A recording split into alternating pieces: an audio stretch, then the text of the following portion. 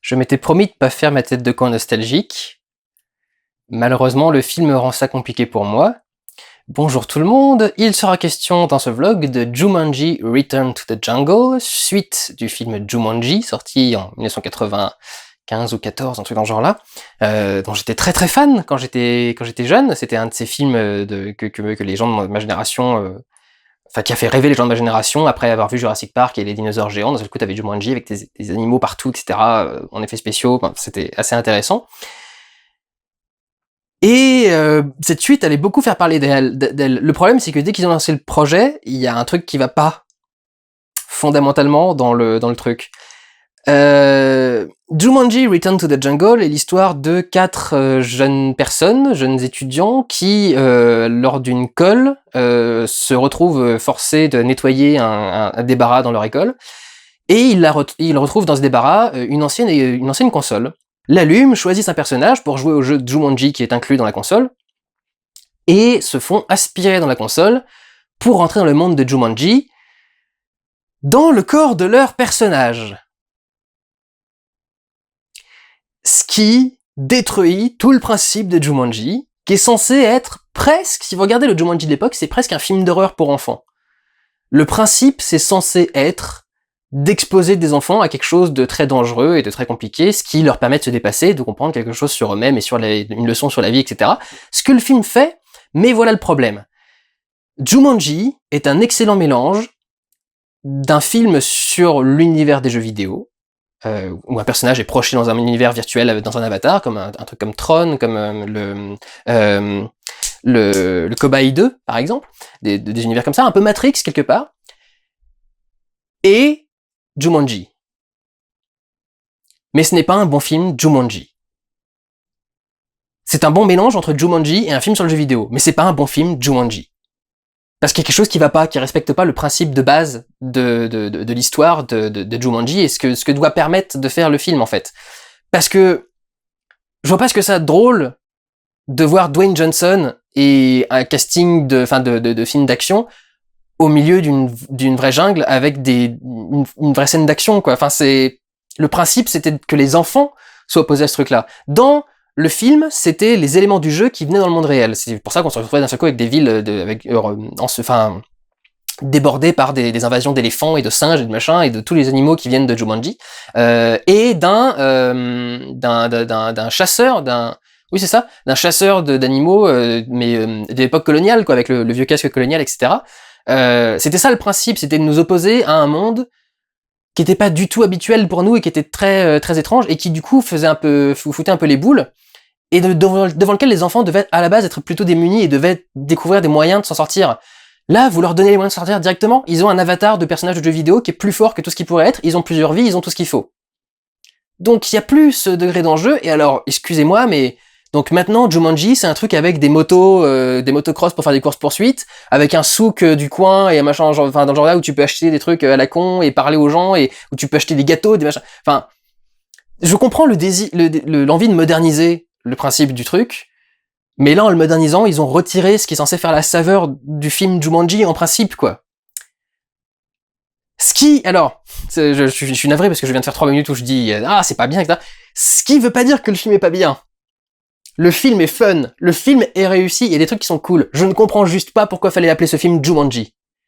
Je comprends pourquoi fallait appeler le film Jumanji, parce que tu fais un film lambda sur des enfants qui sont balancés dans un jeu vidéo, c'est plus compliqué à vendre, alors que si tu mets le nom Jumanji dessus, les gens savent déjà le truc, il y a une licence nostalgique qui est déjà installée chez les gens, donc du coup tu attires les gens vers le film. Et effectivement, le film marche plutôt bien, il a dépassé les 2 millions et quelques de spectateurs dans ce genre-là. Si c'était appelé Welcome to the Jungle tout court, un truc dans ce genre-là, je suis pas sûr qu'il aurait atteint les 2 millions d'entrées en France déjà en quelques semaines, là. Donc je comprends le principe, le truc, mais ça se mélange pas. Ça se mélange mal, enfin, ou ils ont mal mélangé les deux, du coup. Pour moi, il fallait vraiment, si la console aspirait les gamins dans le monde de la jungle, il fallait que ce soit les gamins qui se retrouvent dans la jungle. Pour moi, c'était ça qui était beaucoup plus intéressant et beaucoup plus intriguant, et qui aurait vraiment créé une sensation d'enjeu et un truc compliqué, quoi. Pour le reste, enfin, ça me paraît trop simple, finalement, d'avoir ces personnages dans des corps d'avatar, avec des vies, etc.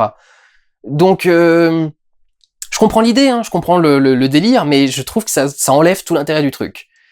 Et, enfin, je suis désolé, je trouve pas ça très impressionnant, quoi. Du coup, le dépaysement se sent plus trop, comme le truc a l'air tellement contemporain, en fait, à notre époque. Enfin, t'as vraiment l'impression que c'est une ville contemporaine à notre époque, quoi, avec les motos qu'ils ont, les entrepôts, les machins, les hangars, enfin, c'est pas un truc spécial, Jumanji, quoi, c'est un portail vers la jungle d'aujourd'hui, quoi. Dans un jeu vidéo, avec des règles spéciales, mais c'est tout, quoi. Je trouve pas ça très très intéressant au final comme truc. Et il y a plein de facilités comme ça qui sont... Parce que c'est une facilité hein, de gérer le truc comme ça par rapport à la licence. Et il y a plein de facilités qui sont disséminées comme ça un peu partout dans le film. Par exemple, ils font un truc que je déteste. Il y a un méchant qui a récupéré un objet particulier. Et cet objet lui permet de contrôler les animaux. Si cet objet lui permet de contrôler les animaux, pourquoi les personnages du film, qui ont l'objet avec eux du début à la fin, ne peuvent pas contrôler les animaux? C'est le principe du truc, le joyau te permet de contrôler les animaux. Pourquoi est-ce qu'ils n'arrivent pas à contrôler les animaux? Et pourquoi le méchant, qui n'a plus le joyau en sa possession, est encore capable de contrôler les animaux? Je crois qu'il y a une histoire de malédiction, que au final c'est le mec qui a été maudit, et donc comme il est maudit, il peut contrôler les animaux. Super la malédiction, tu peux contrôler les animaux, qu'est-ce que t'es maudit, dis donc? Bon d'accord, t'as un lombric dans l'oreille, mais enfin à part ça, enfin t'es quand même pas super maudit, quoi, si tu peux contrôler les animaux, c'est quand même génial. Donc, et t'as pas besoin du caillou sur toi pour le faire, donc c'est très bien, quoi, tu t'en fous. Donc c'est un peu facile quand même comme truc et comme façon de procéder. Et je savais que ça allait revenir à un moment. Je savais qu'à un moment, il y a un personnage qui allait diriger un animal avec le joyau, et que malgré tout, ben en principe, il peut pas vraiment diriger les animaux, et le méchant va quand même diriger les animaux à sa place. Tu dis, si vous avez avec vous, dès que vous avez un truc avec un animal, sortez le joyau. Enfin, il y a bien un truc, l'animal doit bien reconnaître le joyau à un moment quelconque, ça l'empêchait de t'attacher, de t'attaquer ou un truc dans ce genre-là. Peut-être que c'est pour reprendre le principe du jeu vidéo. Moi, c'est enfin, si vous avez joué à Final Fantasy VII, parce que dans Final Fantasy VII, à un moment, tu récupères un truc qui s'appelle la Materia Noire, et évidemment, j'ai essayé d'utiliser la Materia Noire, quoi, dans le menu, d'aller dans le truc, et effectivement, tu peux pas utiliser la Materia Noire parce que t'es le gentil, tu peux pas utiliser le machin. Donc, je comprends à la limite, mais enfin, ça lui offre quand même des pouvoirs plutôt cool, donc, c'est quand même dommage d'avoir limité le truc. Donc, oui, il y a quelques petites facilités quand même par moment qui sont un petit peu compliquées, quoi. Et ce qui m'ennuie, c'est que c'est un projet qui pue le marketing à 10 000 km, quoi. Je veux dire, déjà, le titre Jumanji, enfin voilà, on sait pourquoi ils l'ont mis. Pourquoi ils ont pas mis les acteurs adolescents ou jeunes dans l'univers de la jungle? Ce qui aurait été plus intéressant à mon sens, de les voir eux, de voir se développer dans la jungle.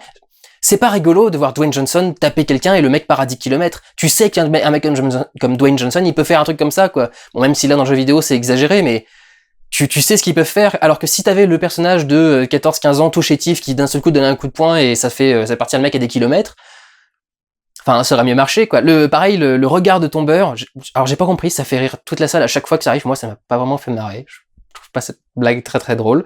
Mais ça aurait été super drôle, je trouve, d'avoir un gamin de 14 ans ou 15 ans qui fait un regard de tombeur d'un coup, un truc dans le genre là. Enfin, pour moi, ça aurait été beaucoup plus rigolo que de mettre ces personnages-là, mais pourquoi est-ce qu'on a mis ces acteurs-là? Parce que c'est des acteurs beaucoup plus bankable. C'est évident que plutôt que n'importe quel Pékin lambda de 14-15 ans qu'on connaît pas, si tu fous Karen Gillian, Kevin Hart, Kia Jones, Nick Jonas, chanteur de Disney, Jack Black, dans le rôle d'une fille, bon, d'une adolescente de 14 ans, c'est rigolo quelques secondes, mais je trouve pas non plus que ce soit le meilleur truc du monde, mais bon, c'est vrai que c'est rigolo. Et Dwayne Johnson, évidemment, tu fous Dwayne Johnson au milieu du truc, tu sais que, enfin voilà, tout le monde sait qui c'est, qu'on va le, en plus, enfin, il a un capital sympathie très très développé. Dwayne Johnson, c'est quand même un mec qui est... C'est vrai, hein, c'est un mec, tu le vois, il a l'air sympa, quoi. tu as envie de lui parler, il a l'air rigolo et sympa et cool. Donc, voilà, on sait pourquoi ça a été fait, tout ça. Et ça m'énerve de voir autant de choses qui sont normalement centrales à la cohérence de ce récit et à ce qui rend cette licence intéressante, être complètement passé sous le tapis parce que simplement, il faut qu'on le vende différemment. Encore une fois, c'est des projets de franchise et de marketing et de machin. C'est pas vraiment, c'est vraiment des films en soi, quoi. C'est pas un mec qui a eu l'idée d'un seul coup de se dire tiens, il faudrait absolument que je fasse une suite à Jumanji. Non, c'est un mec qui a dit bon bah faudrait qu'on fasse un truc. On a un truc sur un jeu vidéo, ça passe pas bien. Sur quoi on pourrait le vendre? Tiens, Jumanji. C'est un jeu de plateau, on va faire un jeu vidéo, ça va marcher. Après, du coup, ils le font bien. Hein. C'est ça le truc, c'est que les motivations sont extrêmement mercantiles et voilà, et basées sur la vente du film, mais ils le font bien. Dwayne Johnson, il arrive à jouer le mec pas sûr de lui. Enfin, il joue vraiment un gosse de 14 ans dans le corps de Dwayne Johnson, quoi. Donc c'est vrai qu'il le joue de façon assez intéressante et ça crée un contraste intéressant pour Bethany, je crois, et qui est dans le corps de Jack Black. J'ai pas trouvé ça très drôle d'insister à ce point sur la possibilité de pisser. sur le fait qu'elle soit fascinée par le fait d'avoir un pénis et son machin. Enfin, t'as quand même l'impression que la première fois qu'elle le voit, qu'elle en a jamais vu un de sa vie, quoi. Enfin, comment est-ce qu'on fait pour tenir le truc? T'as jamais vu un mec pisser même un petit garçon, quoi. Enfin, un truc. Enfin, quand t'étais plus petite, enfin, je sais pas. Bon, bref. Mais c'est pas toujours très intéressant non plus. Sur le personnage de Fridge, par exemple, je trouve que ça dit rien de très particulier. Je trouve que toute la gestion du personnage de Fridge est très bizarre. Parce que on te fait comprendre qu'il force un de ses anciens potes à faire ses devoirs pour pas abandonner l'équipe sportive, et on te laisse entendre que c'est bien de fonctionner comme ça, de dire quand même, tu sais que je suis pas doué sur ce truc-là, tu pourrais m'aider alors que à avoir ce truc-là plutôt que, pour que je puisse rester dans l'équipe de sport, etc. Enfin, ça a l'air d'être vendu comme étant un truc bien, et je vois pas la progression qu'a ce personnage-là. Ce qui l'énerve dans le film, c'est que c'est plus le grand mec qui peut assommer tout le monde, donc ça l'énerve. Je fais, bah ouais, ça te merde de plus pouvoir être un connard. Enfin, c'est très bizarre comme truc. Et enfin voilà, je trouve que c'est pas non plus extrêmement intéressant du coup d'avoir mis ces personnages dans ces environnements-là. Ça aurait été plus intéressant d'avoir le personnage justement d'origine, qui fait son 60 cm de plus que le personnage, que le héros, être plus faible, plus fragile, peut-être le voir justement le porter sur son dos, un truc dans ce genre-là, et faire jouer vraiment plus sur ce contraste-là, quoi. Là, du coup, les personnages qui sont à l'intérieur du corps ne correspondent pas, mais le corps correspond. Et comme le cinéma c'est visuel principalement, bah l'effet est gâché, quoi. Si le corps marche, c'est bon, c'est les bons corps aux bons endroits, on voit pas voir quel est le problème. Donc, voilà. je vois pas trop le truc. Je vois pas non plus ce qu'apprend la nana, celle qui est vachement intelligente, donc pas Bethany, mais c'est celle qui est vachement intelligente qui doit du coup apprendre à devenir la bombasse, et qui apprend pas vraiment à devenir la bombasse, et finalement c'est bien les capacités de son personnage qui servent et non pas ce qu'elle sait faire elle. Donc tu vois pas ce que le personnage a appris. Enfin vraiment, je vous dis, pour moi ça sert à rien en fait, ce mélange des deux, ce mélange du jeu vidéo et des personnages, et surtout fait comme ça, enfin pour moi ça marche pas du tout, quoi. C'est en plus de tout ce que ça change je trouve que ça fait des trucs cons sur l'univers. Si tu dois faire un jeu vidéo dans Jumanji, à mon avis, une jungle, ça donne plutôt un open world. Ça donne pas un jeu en niveau. Je sais qu'il y a des vraies cartes et des machins dans les jeux en 2D aussi, et des machins, mais enfin, a priori, là, cet environnement-là, ça aurait fait un open world, ça aurait pas fait un jeu à niveau, quoi. Donc le fonctionnement en niveau et en fonctionnement très jeu rétro gaming, pour moi, colle pas non plus vraiment au truc, quoi. Après, oui, il y a des trucs bien utilisés, ils jouent beaucoup sur ce côté jeu rétro, justement, et sur les côtés un peu absurdes qu'il y avait dans ces jeux-là, genre par exemple, un personnage qui peut se battre avec un boomerang, et tu sais pas pourquoi, mais le boomerang est une arme super pratique, et etc., mais qui se lance quand même de façon super chiante et que tu peux jamais vraiment contrôler et qui va toujours partout sauf là où tu veux. Donc je trouve ça par exemple plutôt intéressant. Le côté la réaction de Fridge quand il mange des gâteaux, je sais pas si vous avez remarqué, mais dans les jeux des années 90, en fait, il fallait trouver des façons de faire disparaître le sprite, donc le motif en 2D du personnage de l'écran, sans qu'il disparaisse juste de l'écran. Donc on peut faire un fondu, un truc dans ce genre-là. Très souvent, ce que les développeurs faisaient à cette époque-là, c'est qu'ils faisaient tout péter. C'était une explosion. Faut regarder des jeux par exemple comme Ultima. Si vous regardez des jeux comme Ultima 7, Ultima 8, à partir de Ultima 8, ils font tout péter absolument partout, tout le temps. Et voilà, dès que tu fais un truc, le personnage explose. Et donc là, le personnage qui mange du gâteau et qui explose complètement, c'est une bonne dénonciation, du coup, de ces vieilles techniques de jeux vidéo et de ces vieux trucs-là. Le fait également d'avoir des scènes cinématiques explicatives, dans lesquelles les personnages peuvent parler, mais qui peuvent pas arrêter. Intéressant, mais du coup tu te dis c'est aussi une bonne façon pour vous de faire de l'exposition dans le film et qu'on vous pardonne le fait que votre exposition soit quand même très grossière et très mal faite. Mais bon, ça passe aussi. Le coup des PNJ me fait un peu moins marrer parce que on l'a beaucoup plus vu et souvent fait de façon plus intéressante. En ce qui me concerne d'ailleurs, pour moi le vrai gros truc à ce niveau-là, c'est le Existence. Qui avait particulièrement bien géré le côté loop de personnages de jeux vidéo et de textes à répéter, de choses dans ce genre-là, et que je trouvais que c'était mieux géré dans ce film-là que ici, où ça sert finalement pas à grand-chose à part faire une petite blague de temps en temps, quoi. Et alors, petit truc qui m'a énervé, vraiment énervé, et c'est pas la première fois que je vois ça dans des films ou qui parlent de jeux vidéo, mais ça se fait vraiment tant que ça, les gens qui disent les noms des attaques qu'ils sont en train de faire pendant qu'ils les font. Oui, ok, sur Street Fighter, parce que c'est drôle de faire Hadouken, je comprends. Et le Renzokuken, oui, ok, là je peux comprendre, mais parce que tu répètes ce que fait le personnage dans le jeu, parce que c'est rigolo à entendre. Mais de base, je vois pas les gens faire des trucs. Allez, triple kick, double combo, salto arrière, machin. Enfin, j'ai jamais vu des gens jouer comme ça en fait. Et ça m'énerve, j'aime pas voir les gens être en train de jouer comme ça, et là dans le film je trouve que ça passe super mal, et à chaque fois que ça vient ça me gonfle en fait de voir les personnages en train de sortir les noms des attaques et des punch et machin, je dis ah ta gueule, sors le coup, c'est tout quoi, qu'est-ce qui nous fait chier. Donc voilà, c'est le petit truc qui m'énerve. Mais le film reste divertissant. Moi mon problème c'est tous les problèmes de cohérence en termes par rapport au fait que ce soit un jeu vidéo et par rapport au film d'origine Jumanji. C'est ça qui moi m'empêche de rentrer dans le truc et qui fait que probablement que non, je le reverrai pas. Mais en plus, enfin tout le côté moderne, enfin je trouve vraiment que ça colle pas du tout quoi. C'est Jumanji, c'est devenu la jungle d'à côté quoi. Ils ont 20 ou 40 motos qui peuvent te poursuivre et c'est ça tête ennemie, c'est plus des hippopotames et des machins, c'est des motos. Bon de temps en temps il y a une horde d'hippopotames ou deux, mais enfin c'est vraiment discret. T'as des hélicoptères, t'as des machins, t'as des fumigènes, il y a des graffitis. Il y a une porte qui s'ouvre à un moment au milieu de la jungle qui est un raccourci. Et il y a des graffitis partout autour de la porte. Tu fais, putain, on est dans Jumanji, vous êtes censé changer nos habitudes, quoi, nous dépayser. Vous foutez des graffitis sur une porte. Quel est l'intérêt de Jumanji? Moi, c'est ça que j'arrive pas à comprendre. Dans ce film Jumanji, quel est l'intérêt de les envoyer dans Jumanji? Tu pourrais les envoyer dans n'importe quel jeu vidéo, tu pourrais les envoyer dans n'importe quel autre environnement, ça serait le même film. C'est pourquoi avoir foutu le nom de Jumanji? Raison commerciale, marketing. Ça m'énerve. Tu sens même qu'ils sont limités dans leurs environnements. Enfin, je veux dire, je suis désolé, le film fait country et cheap. Ce qui est pas du tout le sentiment que je suis censé avoir quand je vois un film sur la jungle, quoi. Bon, d'accord, il y a certains moments où tu dois sentir que t'es enseveli et recouvert par beaucoup de jungle, mais il y a quand même beaucoup de plans qui sont, enfin, il y a un plan où il y a juste une Jeep qui démarre et qui doit partir, et tu sens que la Jeep roule à 20 km/h, parce que si jamais elle roule un chouïa plus vite, le panoramique se fera en moins de temps, donc on pourra moins avoir de place pour faire le cut et ensuite la transition au montage, et on va arriver beaucoup plus vite au bord du décor, et on va se rendre compte qu'on est dans un studio et qu'il n'y a plus rien, qu'il n'y a plus d'arbres, etc. Ils ont dit qu'ils ont tourné dans des vrais décors, qu'ils ont tourné à Hawaï et des trucs dans ce genre-là.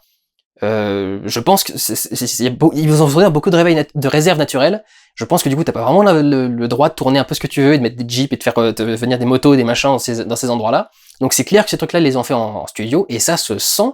Et je veux dire le film globalement fait très cheap. Il y a très peu de plans très très larges. C'est toujours des plans très contraints dans des forêts, dans des clairières, dans des ravins, dans des petites villes où il y a genre un couloir, enfin un trottoir central, une rue centrale et rien d'autre. Et tu fais putain, enfin c'est censé être un gros truc, la plus grande ville de Jumanji, tu pourrais faire un truc un peu plus grand, un plan large, tu pourrais les faire en train de se perdre dans le truc. Non, c'est tout contraint, tout restreint, dans un tout petit truc. Puis après ils passent dans un passage Indiana Jones, ça devient à moitié, à moitié ridicule. C'est que des petits endroits, des tout petits couloirs avec juste deux parois et deux petits trucs. Enfin c'est des décors qui coûtent que dalle à construire quoi. Et je trouve que globalement le film fait cheap. Dans sa globalité, enfin je trouve que ça fait pas très grandiose comme film quoi. Le reste passe bien, c'est un film de divertissement sympathique, c'est pas très finaux non plus, hein, mais ça passe bien. Mais enfin moi, ce qui me concerne, non. Il y a aussi le fait, effectivement, enfin je l'avoue totalement, hein, je suis biaisé par le film d'origine, mais parce qu'il le respecte mal. C'est pas tout à fait cohérent avec ce truc-là, et ça aurait permis de faire plus de choses. Je vous dis, le truc, c'est que là, se mettre dans une jungle avec autant de trucs modernes, autant de machins, enfin, ça fait plus vraiment, avec des personnages qui ont des corps robustes, des machins, enfin, et adultes, ça fait plus la même chose, ça fait plus le même effet, et c'est plus le même résultat, ça fait plus la même peur, ça fait plus le même truc. Justement, il y a plus de peur du tout dans ce film-là maintenant, au final.